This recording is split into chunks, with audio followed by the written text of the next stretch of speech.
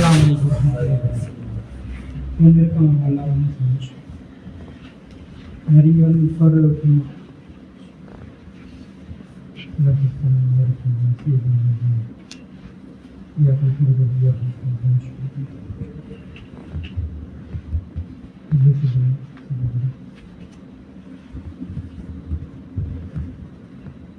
அல்ஹம்துலில்லாஹ் அகிலங்களையும் படைச்சி செய்யக்கூடிய ஏகனாய அல்ல ஜல்ல ஜலாலுஹு எங்களுக்கு நல்லமல் செய்யக்கூடிய பாக்கியத்தை தந்தியான்.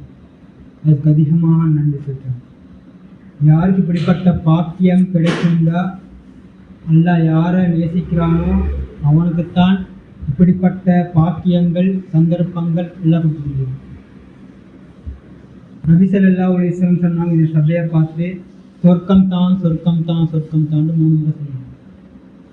அதே மாதிரி சஹாபாக்கள்கிட்ட நபி ஸல்லல்லாஹு அலைஹி வஸல்லம் சொன்னாங்க, உலகத்துல பூஞ்சோலையில சொர்க்கத்துல பூஞ்சோலையில கண்டா நன்றாக மேய்ச்சி கொள்ளுங்க அப்படின்னு.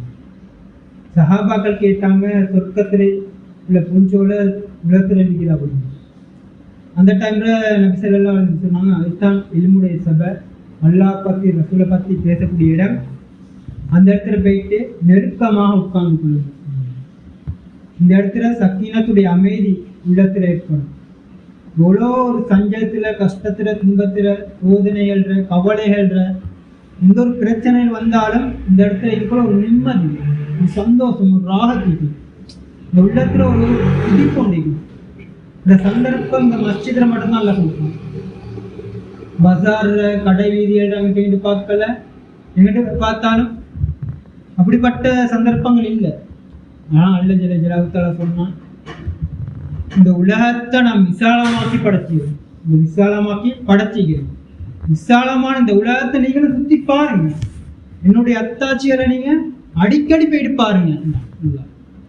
அல்ல இந்த உலகத்தை இவ்வளோ விசாலமாக்கி படைச்சி, கடல்ற கோடான கோடி படைப்புகளை படைச்சி, தரையில கோடான கோடி படைப்புகளை படைச்சி, ஆனா அல்ல ஜல்ல ஜலாலுஹு அவன் சொல்லக்கூடிய அவன் விரும்பக்கூடிய ஒரு இடம் உண்டிக்கின்றார். அல்ல இவ்வளோ விசாலமா 7 வானம் 7 பூமி அவங்க அடுசு இவ்வளோ விசாலமான இது படைப்புகள் எல்லாம் படைச்சிடான். ஆனால் அல்லாஹ் சொல்றேன், எனக்கு மிகவும் விருப்பமான ஒரு இடம் இருக்கு இந்த உலகத்துல, மிகவும் எனக்கு விருப்பமான ஒரு இடம் இருக்குன்னா அது மஸ்ஜித் தான். மஸ்ஜித் அவனுடைய இல்லமாயிருக்கு. நாங்க அடிக்கடி இந்த மஸ்ஜிதுக்கு வரக்கூடியவங்களா ஆயிக்கணும். சஹாபாக்கள் எப்படிப்பட்டவங்களா இருந்தாங்க? எந்த ஒரு கஷ்டங்கள், எந்த ஒரு பிரச்சனை சோதனைகள், நபிமார்கள் ஸல்லல்லாஹு அலைஹி வஸல்லம் இவ்வளவுப்பட்ட இதுகள் பிரச்சனை வந்தாலும் மஸ்ஜித் பக்கம் தான் விரைந்து வருவாங்க. இதுக்கான தீர்வு எந்த ஒரு உலகத்துடைய எந்த ஒரு தீர்வா இருந்தாலும் சரி, ஆயிரோடைய தீர்வா இருந்தாலும் சரி, இந்த மஸ்ஜித்ல மட்டும் தான் கிடைக்கும். ஒரு சஹாபி உப்பு இல்லை வாராங்க, வந்து 2 ரக்காத் தொழுகிறாங்க. அதப்ப அவங்க போன பிறகு நபி ஸல்லல்லாஹு அலைஹி வஸல்லம் சஹாபாக்களை பார்த்து கேட்டாங்க, என்ன காரணம் இவங்க வந்து தொழுட்டு போனாங்க தெரியுமா அப்படின்னு. அந்த டைம்ல சஹாபாக்கள் சொல்றாங்க, யா ரசூலே, அல்லாஹ்வுக்கும் உங்களுக்குமே தெரியுமே, நீங்களே சொல்லுங்க. அவங்கள விட்டு உப்பு தீர்ந்துட்டு அதுக்கான வந்து மஸ்ஜித் வந்து தொழக்கூடியவங்களா. எந்த ஒரு சந்தர்ப்பம் வந்தாலும் மஸ்ஜிதுக்கு வரக்கூடியவங்களா இருந்தாங்க. யார் அடிக்கடி மஸ்ஜிதுக்கு வராங்களோ அவங்கள பார்த்து ஈமான்தாரின்னு சொல்லுங்க. நபி ஸல்லல்லாஹு அலைஹி வஸல்லம் சொன்னாங்க, யார் அதிகமா மஸ்ஜிதுக்கு வரக்கூடியவங்களா இருக்கிறாங்களோ அவங்கள பார்த்து ஈமான்தாரிகளா இருக்கு. ஈமான்தாரி.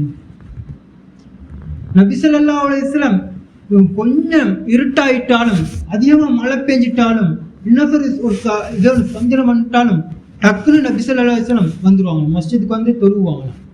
எந்த அளவுக்கு சொல்றாங்களா, அந்த இருட்டு போகும் வரைக்கும் நபி ஸல்லல்லாஹு அலைஹி வஸல்லம் மஸ்ஜிதை வந்து தொழுது கொண்டு இருப்பாங்க. அந்த அளவுக்கு தொழுது கொண்டே இருப்பாங்க. அதுக்கப்புறம் அது வெளிச்சம் ஆயின படத்தான் திரும்ப போவாங்க. அப்படிப்பட்ட சந்தர்ப்பங்களை நபி ஸல்லல்லாஹு அலைஹி வஸல்லம் சஹாபாக்களுக்கும் படிச்சு கொடுத்தாங்க. நான் எப்படி படிக்கணும், இல்முடைய விஷயங்களை எப்படி படிச்சா ஆயிரோடைய வாழ்க்கையில வெற்றி அடையலாம், துனியாவுடைய வாழ்க்கை எப்படி வாழலாம் என்று நபி ஸல்லல்லாஹு அலைஹி வஸல்லம் ஒவ்வொரு மனிதரும் இந்த உலகத்துல எந்த முறையில வாழன்றது காட்டி தந்துருக்காங்க. நாங்க ஒவ்வொருத்தரும் ஒவ்வொரு சந்தர்ப்பத்துல ஒவ்வொரு முறையில வாழ்ந்து கொண்டிருக்கோம். அல்லாஹ் ஒவ்வொருத்தருக்கும் ஒவ்வொரு திறமையில கொடுத்தீங்க. ஒருத்தர் படிப்பு இல்லை, ஆனா அவர் ஏதோ ஒரு வகையில தொழில், ஏதோ ஒரு வகையில அவருக்கு ஒரு திறமை உண்டு. அவருக்கான ரிஸ்க் எல்லாம் அது மூலமா அவருக்கு கொடுப்பாரு. ஒவ்வொருத்தருக்கும் ஒவ்வொரு எல்லாம் கொடுத்து வச்சிடும். அவளுக்கு ஒவ்வொரு திறமை அளிக்கும். யாருக்கும் சொல்லல இவருக்கு ஒரு திறமை இல்லை, இவர் ஒரு கற்பர் ஆயிக்கிறாரு, இவர் வெள்ளி ஆயிக்கிறாரு, இவருக்கு பணம் ஈக்கி சொத்து செல்வங்கள் ஈக்கி இன்றைங்களுக்கு சொல்ல முடியாது. யார் உண்மையான சொத்து செல்வங்கள் ஆரோக்கியமான வாழ்க்கை தீனோட வாழ்க்கை அமைச்சு கொண்டு வாழ்க்கையை வாழ்றாங்களோ அவன் உண்மையான சொத்து செல்வதாரு. நபி ஸல்லல்லாஹு அலைஹி வஸல்லம் சொன்னாங்க, யார் ஆரோக்கியமும் வேற அமல் இபாதத்துகளையும் கொண்டு நல்ல அமல்களோட மஸ்ஜிதோட மக்களோட நல்ல முறையில் நடந்து கொள்றாரோ அவர்தான் உண்மையான செல்வந்தர். அவர்தான் உண்மையான செல்வந்தர். மக்களோட அழகிய முறையில் நடந்து கொள்வது. மஸ்ஜிதுல ஒரு சஹாபத்தர் சிறுநீர் கழிக்கிறாரு, ஒரு இடத்துல சிறுநீர் கழிச்சு கொண்டிருக்கிறாரு. நபி ஸல்லல்லாஹு அலைஹி வஸல்லம் சுற்றி சஹாபாக்கள் உட்கார்ந்து கொண்டிருக்கிறாங்க. இது சிறுநீர் கழிக்கிறத பார்த்து சஹாபாக்கள் வேகமாக கோபம் அடைகிறாங்க. அந்த டைம்ல நபி ஸல்லல்லாஹு அலைஹி வஸல்லம் சொல்றாங்க, அவரு சிறுநீர் கழிக்கிறது பூர்த்தியாக கழிக்கட்டும், அவர் பூர்த்தியாக கழிக்கட்டும் சிறுநீரை. அதோட சொன்னாங்க, அந்த இடத்த போயிட்டு நீங்களே சுத்தம் படுத்துங்க. அந்த இடத்த போயிட்டு அவருக்கு சுத்தம் செய்ய வைக்காம நீங்க போயிட்டு சுத்தம் செய்யணும் சொல்லிட்டு சொன்னாங்க. அந்த அவரை கூப்பிட்டு சொன்னாங்க, இந்த இடம் மஸ்ஜித் அழுக்கு செய்யக்கூடிய இடம் இல்லை, சுத்தமான இடம். நபிமார்கள் சஹாபாக்கள் வேற மலக்குமார்கள் அல்லாஹ்வுடைய சக்கீனத்துடைய அமைதிகள் இப்படி அல்லாஹ்வுக்கு விருப்பமான இடம் மஸ்ஜித். இந்த அழகிய முறையில் நல்ல உபதேசம் செய்யறாங்க. அடியார் அந்த சஹாபிக்கு சொல்றாங்க. அதோட அவரும் பிற்காலத்துல பெரிய ஒரு சஹாபியா மாறுறாரு, பெரிய ஒரு ஈமான்தாரியா மாறுறாரு, இல்முடையவரா மாறுறாரு. நபி ஸல்லல்லாஹு அலைஹி வஸல்லம் அவங்க வஃபாத்தான பிறகு அனஸ் ரலியல்லாஹு அன்ஹு அவங்க இல்ம தேடக்கூடியவங்களா இருந்தாங்க. எந்த அளவுக்குண்டா போறாங்க, ஒவ்வொரு சஹாபாக்கள் பெரிய சஹாபாக்கள்கிட்ட சிறுவர்கிட்ட எல்லார்ட்ட போயிட்டு இல்மா படிக்கிறாங்க. நபி ஸல்லல்லாஹு அலைஹி வஸல்லம் அவங்களுக்கு என்ன வயிறு என்ன இல்மா படிச்சு தந்தாங்க. ஒவ்வொருத்தர்கிட்டையும் போயிட்டு தனிப்பட்ட முறையில் ஒவ்வொருத்தர்கிட்டையும் போயிட்டு இல்மா படிக்கிறாங்க. இல்மா படிக்கிறது மட்டும் இல்லாம போறாங்க, ஒரு சஹாபியோட வீட்டுக்கு போறாங்க. ஒரு சஹாபியோட வீட்டுக்கு போக்கல, ஒரு லுவர் டைம்ல போறாங்க. லுவர் டைம்ல போயிட்டு அவங்க வீட்டுக்கு ஈக்கிற மாதிரி அவங்களுக்கு விளங்குது.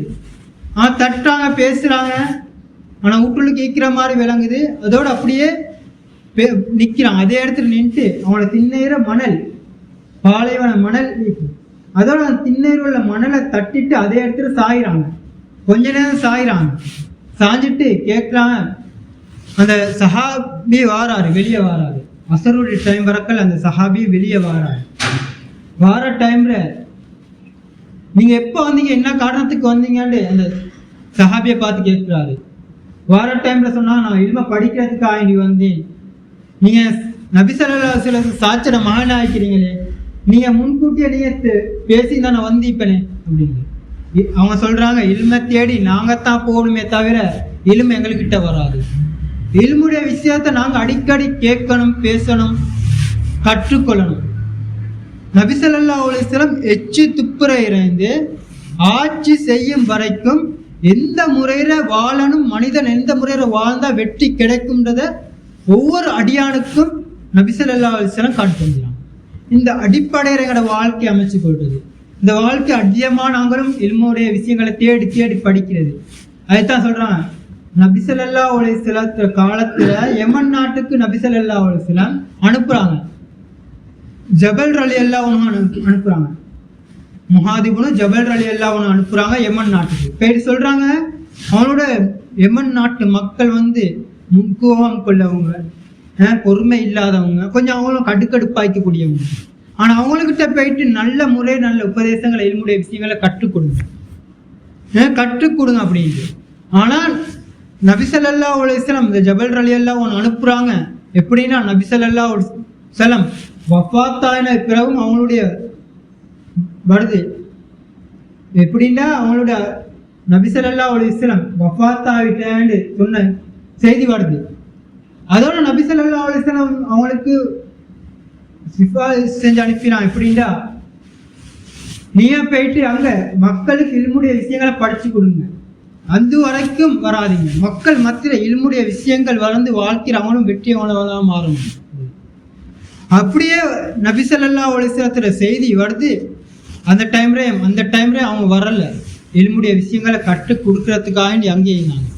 அதே மாதிரி நபி ஸல்லல்லாஹு அலைஹி வஸல்லம் வஃபாத்துக்கு பிறகு சஹாபாக்கள் அவங்களுடைய குதிரைகள் கழுதைகள் காற்ற பக்கம், அவங்களுடைய பிரயாணிகள் எந்த பக்கம் காட்டுச்சோ வழியில காட்டுச்சோ அங்கேயே போயிட்டு இல்முடைய விஷயங்களை கற்றுக் கொடுத்தாங்க.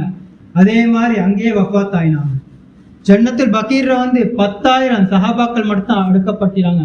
ஆனால் லட்சக்கணக்கான சஹாபாக்கள் இருக்கிறாங்க. ஆனா கொஞ்சம் பேர் தான் அடக்கப்பட்டாங்க ஜன்னத்துல் பகீர்ல. ஆனா மற்றவங்களெல்லாம் இல்முடைய விஷயத்தை கற்றுக்கொண்டது மாதிரிக்கு இல்முடைய விஷயங்களை கற்றுக் கொடுக்கறதுக்காண்டி பல நாட்டுகளுக்கு போனாங்க, அங்கேயே வஃபாத் ஆயினாங்க.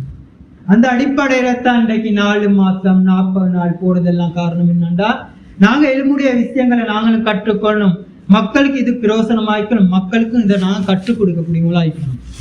ஒருத்தருடைய ஒரு இல்முடைய விஷயம் ஒருத்தருக்கு தெரிஞ்சு ஒருத்தருக்கு இதாயத் கிடைக்கின்றா. நபி ஸல்லல்லாஹு அலைஹி வஸல்லம் சொன்னாங்க, அலிரலி எல்லாம் பார்த்து, உங்க மூலமா ஒருத்தருக்கு ஒரு இதாயத் கிடைக்குது, ஒரு இல்ம விஷயத்தை கற்று அவர் இதாயத்து கிடைக்குது, அது கொண்டு போதும், நீங்க சொர்க்கம் போட்டுக்க.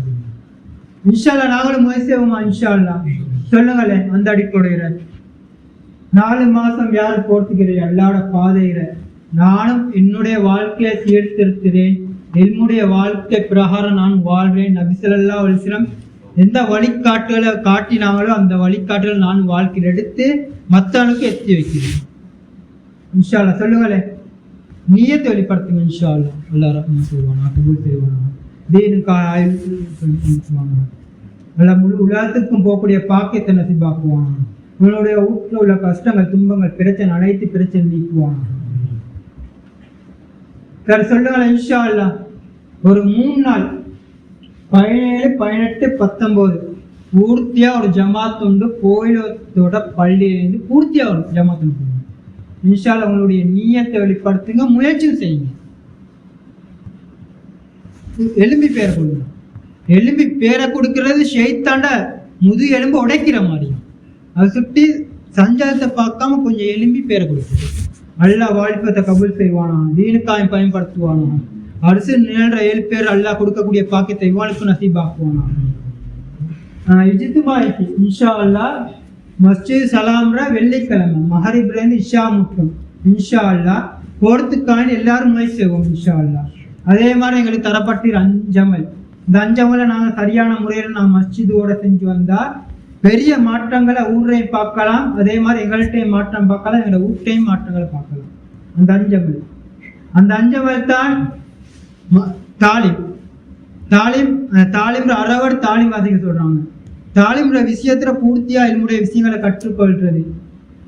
அதே மாதிரி மசூரா எந்த அளவுக்கு முக்கியம்டா, தொழுகை ஒருத்தருக்கு எந்த அளவுக்கு முக்கியமோ அதே மாதிரி ஃபர்லுடைய மாதிரி விஷயம்தான் மசூரான்றது.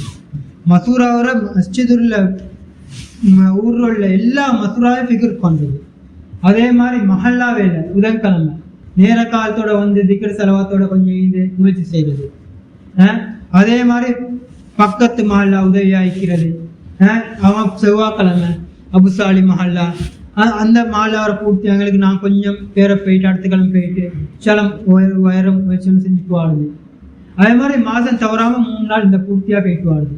அதாவது ஜும்மாராத்திரி இந்த போயிட்டு வந்த தரத்திப்பா நான் போயிட்டு வந்தோம்னா பெரிய மாற்றங்கள் என்கிட்ட பார்க்கலாம். இன்ஷா அல்லாஹ் இன்ஷா அல்லாஹ் செஞ்சுக்கலாம். இன்ஷா அல்லாஹ் இதெல்லாம் கேட்டோம், அதெல்லாம் எல்லாத்துக்கும் எனக்கு பார்க்கலாம்.